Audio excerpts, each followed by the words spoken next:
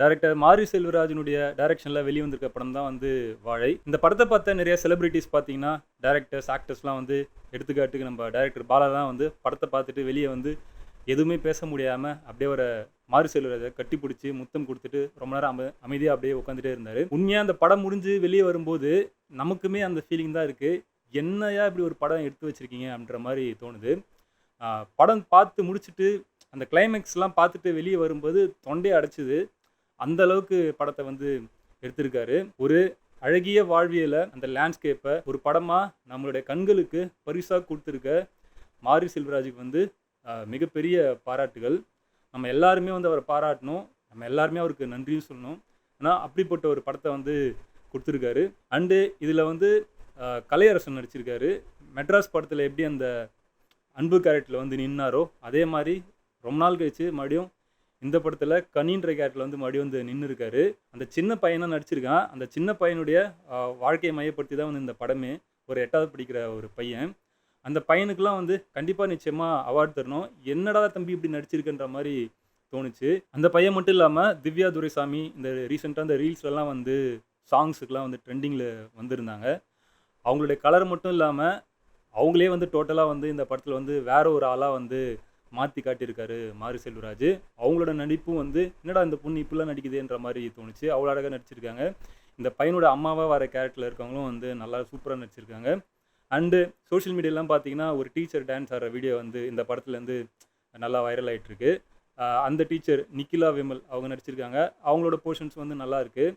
இந்த படத்தினுடைய கதைன்னு பார்த்தீங்கன்னா, இந்த சின்ன பையனுடைய கதை தான் வந்து இந்த படத்தினுடைய கதை. ஒரு 8வது படிக்கிற பையன். அவன் பார்த்தீங்கன்னா லீவ் நாளில் சாட்டர்டே சண்டேல வீட்டினுடைய கஷ்டத்துக்காக அவங்க குடும்பத்தில் பார்த்தீங்கன்னா அந்த பையனுக்கு ஒரு அக்கா, அவங்க தான் வந்து திவ்யா துரைசாமி. அப்புறம் அவங்க அம்மா, அப்பா வந்து இறந்துடுறாரு. ஸோ ஒரு கஷ்டப்படுற ஒரு குடும்பம்.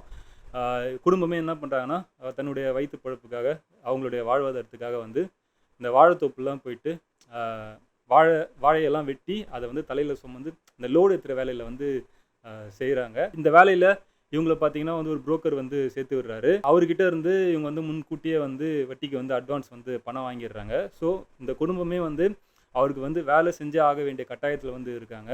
ஸோ இந்த பையனுக்கு ஆனால் வந்து அவனால் முடியாது, அவனுக்கு அதில் விருப்பமும் இருக்காது.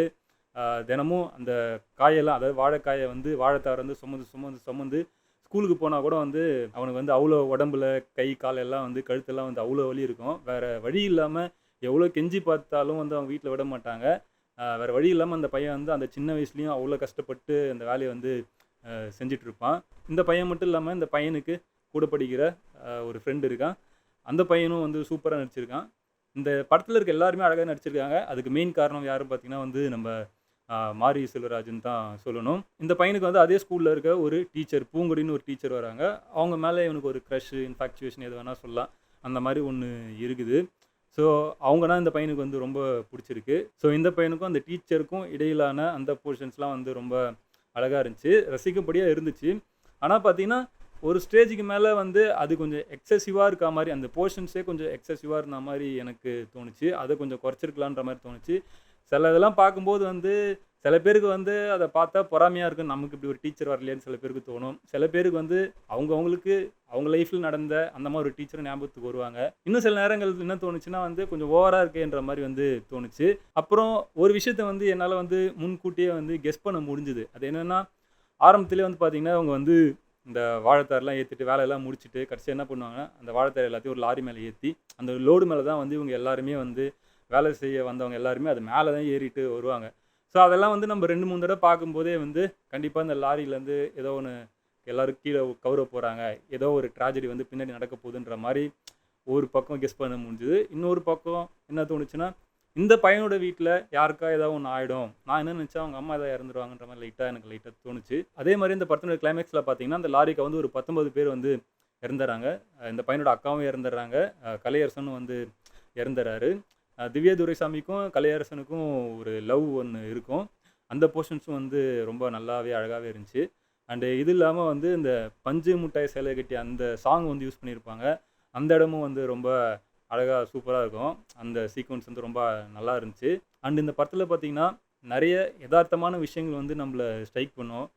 எடுத்துக்காட்டுக்கு ஒரு கஷ்டப்படுற குடும்பத்தில் இருக்கிறவனுக்கு ஆசைப்படுற ஒரு விஷயம் அவ்வளோ சீக்கிரம் கிடைக்காது. ஒரு சின்ன சந்தோஷம் கூட வந்து உடனே கிடைக்காது. அப்படியே கிடைச்சாலும் வந்து அவனால் அதை அனுபவிக்கவும் முடியாது. அப்படியே அனுபவித்தாலும் அது ரொம்ப நாள் இல்ல, ரொம்ப நேரம் கூட வந்து நடிச்சிருக்காது. லைட்டா நம்ம ஏதாவது சந்தோஷப்பட்டா கூட திடீர்னு உடனே பெரிய ஏதாவது ஒரு பெரிய ஒரு பிரச்சனையா வரும். ஸோ அந்த மாரி இந்த படத்தில அவனுக்கு ஒரு சின்ன சின்ன சந்தோஷம் கிடைக்கும்போதும் பார்த்தீங்கன்னா, தடவ அந்த டீச்சர் கூட வண்டியில போயிட்டு வருவான். வந்தோனே பார்த்தா மாடு காணாம போயிடும். அதனால ஒரு பெரிய பிரச்சனையே வந்துரும். ஸோ இந்த மாரி நடக்கும். இன்னொரு தடவ பார்த்தீங்கன்னா வந்து, இந்த டீச்சர் கூட டான்ஸ் பிராக்டிஸ்க்காக ஸ்கூலுக்கு போயிருப்பான். அங்க நல்லா சந்தோஷமா இருந்துட்டு வருவான். ஆனா, திருப்பி வரும்போது பார்த்தீங்கன்னா, பயங்கர பசியில இருப்பான். ஒரு வாழைத்தோப்புல போயிட்டு ஒரு வாழைப்பழத்த தெரியாம பிச்சு சாப்பிட்டுன்னு இருப்பான். அங்க வந்து மாட்டிப்பான். அவ்வளோ அடி வாங்குவான். இந்த பசியால இந்த பையன் வந்து அலைவான். வீட்டுக்கு தெரியாம போயிட்டு, அவங்க அம்மாவுக்கு தெரியாம போயிட்டு, அவங்க அம்மா உடம்பு சரியில்லாம இருப்பாங்க. அவங்க அம்மாவுக்கு தெரியாம சாப்பாடு போட்டு சாப்பிடுவான். அது அவங்க அம்மா வந்து, "நீ வேலைக்கு போகலையாடான்னு" சொல்லி, "எங்க போன? எதுக்கு ஸ்கூலுக்கு போனேன்னு?" சொல்லிட்டு, "என்ட்ட பொய் சொல்றியா? என்ட்ட உண்மைய மறைச்சிட்டியா?" அப்படின்னு சொல்லிட்டு அவன போட்டு அடிப்பாங்க. கடைசி வரைக்கும் அவன் அந்த பசியிலே அலைவான். அத வந்து நம்மளால தாங்கவே முடியாது. அப்படியே அங்க அலைஞ்சு, இங்க அலைஞ்சு பசியில அப்படி சுத்தி கித்தி இப்படி வந்தா, கடைசியில இங்க எல்லாரும் ஆக்சிடென்ட் ஆகி ஒரு 19 பேர் செத்து கிடப்பாங்க. அவன் அப்படியே ஒவ்வொரு சாவா பார்ப்பான். அவனோட ஃப்ரெண்டு சேகர் இறந்திருப்பான். கலையரசன் இருந்திருப்பாரு. அவங்க அக்கா இருந்திருப்பாங்க. அவன் பசி மயக்கத்தில இருப்பான். அவனுக்கு ஒண்ணுமே புரியாது. அந்த அழுகையிலயும், அந்த இதுலயும் வந்து பசி தாங்காம வீட்டுக்குள்ள போயிட்டு சாப்பாடு எடுத்து போட்டு சாப்பிட்டுட்டு இருப்பான். அவங்க அம்மா வந்து அந்த நேரம் பார்த்து வீட்டுக்குள்ள வந்திருப்பாங்க. இவன் வெளியில அத்தன பேர் செத்து கிடப்பாங்க. அக்கா செத்து கிடப்பாங்க. இவன் வந்து தட்டுல வந்து சோத்த போட்டு சாப்பிட்டுட்டு இருப்பான். அவங்க அம்மா வந்து இவன பார்ப்பாங்க.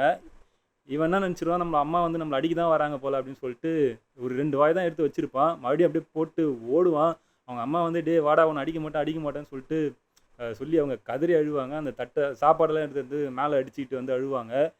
என் புள்ளைய வந்து நான் கொல்ல பார்த்துட்டேனே, ஒரு வாய் சாப்பாடு கூட அவன வந்து சாப்பிட விடாம பண்ணிட்டேனே அப்படின்னு சொல்லிட்டு அப்படி அழுவாங்க. அப்புறம் இந்த படத்துல அங்கங்க இந்த முதலாளித்துவத்தினுடைய கோர முகத்த வந்து அங்கங்க வந்து காட்டியிருக்காங்க.